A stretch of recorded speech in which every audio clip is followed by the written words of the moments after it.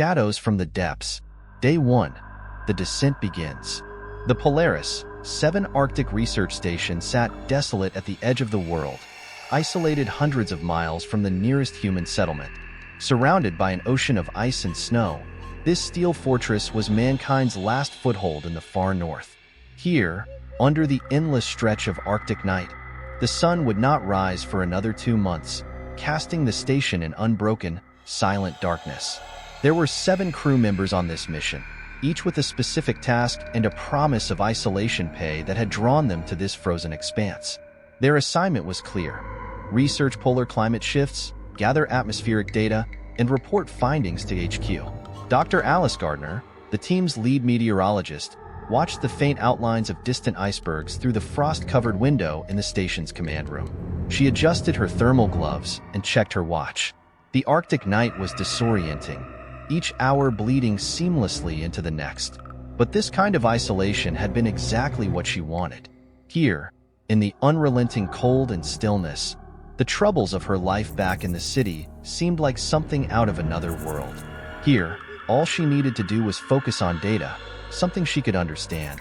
A low rumbling noise broke her thoughts, the distant echo of cracking ice. The sound rolled over the landscape like a muted, unearthly groan. Dr. Gardner couldn't shake a strange feeling as she stared out into the dark, an unsettling sensation that someone, or something, was watching from the shadows just beyond the range of their floodlights. But there was nothing there, just the ice, stretching out to infinity. Shivering, she brushed off her discomfort as exhaustion and returned to her monitors. Day 2. The dark shapes. By the second day, the team was feeling the effects of the isolation. Breakfast was a subdued affair. As the 7 members sat around the cramped table, eating in near silence, each cast in the harsh fluorescent glow that illuminated every line of exhaustion on their faces. The combination of relentless darkness, the low hum of machinery, and the bitter cold had a way of seeping into a person's bones. Tensions, Alice noticed, were beginning to simmer just below the surface. Ben Hill, the team's engineer, broke the silence. "I saw something last night. Outside." His voice was low, almost reluctant, as if he couldn't quite believe his own words. Alice frowned. "Like what?" Ben's gaze drifted to the small, frosted-over window behind Alice. A shadow, moving past the northern side of the station. But it wasn't just an animal or a trick of light. It was bigger, and it moved strangely, almost like it was stalking. Alice shook her head. "Look, I know the isolation can make things seem strange, but the mind plays tricks. I'm sure there's nothing out there. It's just dark and cold." Yet as Alice said the words, she remembered her own feeling of being watched the previous night. She brushed it off with a forced laugh, and a few others around the table joined in. But the laughter was hollow, and as Alice looked around, she saw that others shared Ben's nervousness. Day 3. Unearthly discoveries. On the 3rd morning, the mood in the station shifted from tension to outright fear. Ben had gone out to the eastern side of the facility to check a malfunctioning ventilation system, but he came back with news that unsettled everyone. He gathered the team in the common room, eyes wide with something Alice hadn't seen before. Fear. "There are symbols in the ice," Ben said, voice barely above a whisper. He held up his phone, showing a photo he had taken. The image displayed twisted, curling patterns scratched deeply into the ice. The symbols were complex, spiraling in unnatural ways. As the team examined the image, unease turned into a silent dread, the realization that these markings were far too intricate to be accidental. Dr. Karen Moss, the station's biologist, squinted at the photo. "That doesn't look natural. Did one of you do this as some kind of joke?" The team exchanged glances, each expression revealing that no one had any clue about the markings. Alice felt her mouth go dry. "We should document these, figure out what they might mean. Maybe there's some kind of local phenomenon, wind patterns or ice formations. We're scientists. We should approach this logically." Ben shook his head. "Logical? That doesn't look logical to me, Alice."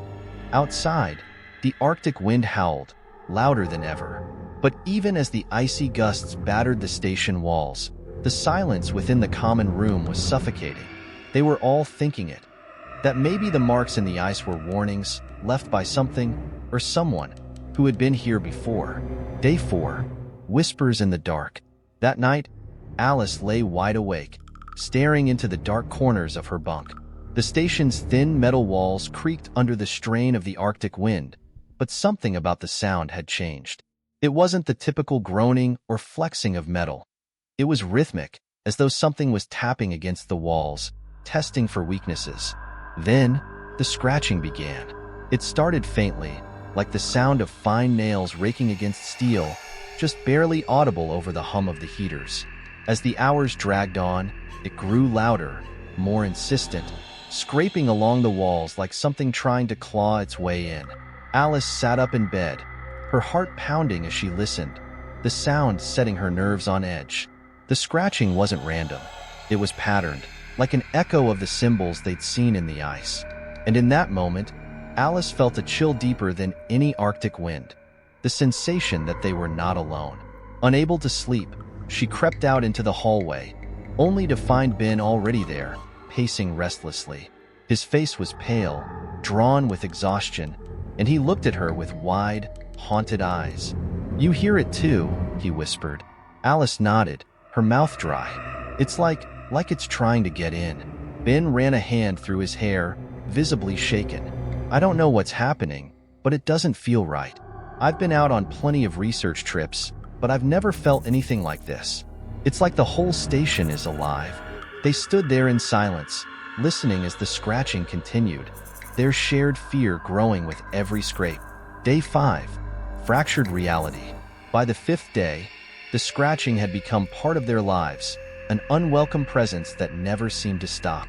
The team's sleep had become fitful, haunted by feverish dreams they could barely remember. They woke each morning feeling more exhausted than before, their eyes dull, movements sluggish. Alice began to notice things that made her question her sanity. Shadows seemed to move in her peripheral vision, twisting in unnatural ways. Faces appeared in the frost on the windows, only to disappear when she blinked. The walls, too, seemed to pulse with a faint, rhythmic beat, as if the station had its own heartbeat, thumping in sync with the relentless scratching. One afternoon, while reviewing atmospheric data in her quarters, Alice glanced out of the small window, her heart stopping at the sight. The marks in the ice had multiplied, dozens of them, hundreds, etched into the snow in an ever-widening circle around the station. And they were moving, not shifting with the wind, but actively altering their patterns, like they were alive. A loud crash from the corridor broke her trance. She rushed out to find Dr. Moss huddled against the wall, staring wide-eyed at something only she could see. "They're in the walls," she whispered, clutching her head. "They're speaking. I can hear them in my head." Alice tried to comfort her, but inside, she felt her own mind unraveling. The symbols, the shadows, the scratching. It was as though the station was a cage, and something ancient was waiting just outside, biding its time. Day 6. The breach. By now, the team had grown desperate. Sleep had become impossible, and their food supplies were dwindling.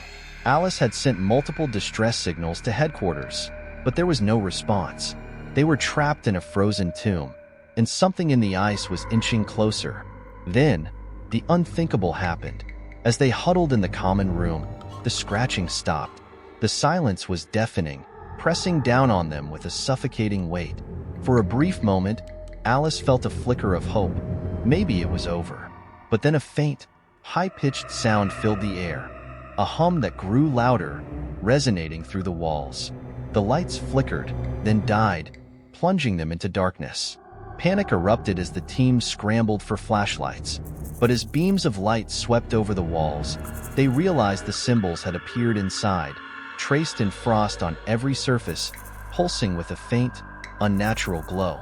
One by one, shadows seeped from the walls, coalescing into forms that were almost human, their hollow, empty eyes locked onto the terrified faces of the crew. Alice felt herself drawn to them, an unnatural pull, as whispers filled her mind. Ancient voices speaking in a language she didn't understand but felt she had always known. The room grew colder, the darkness thicker. As the shadows closed in, their whispering voices consuming every thought, every memory. In the end, she realized the truth. Polaris 7 was not a research station.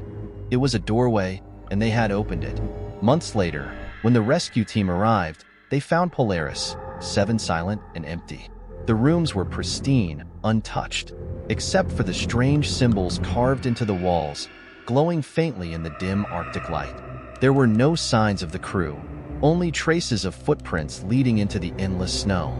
To this day, Polaris 7 remains abandoned, a haunted monument to the shadows that claimed it. And far below the ice, something stirs, waiting for the next unwitting intruders.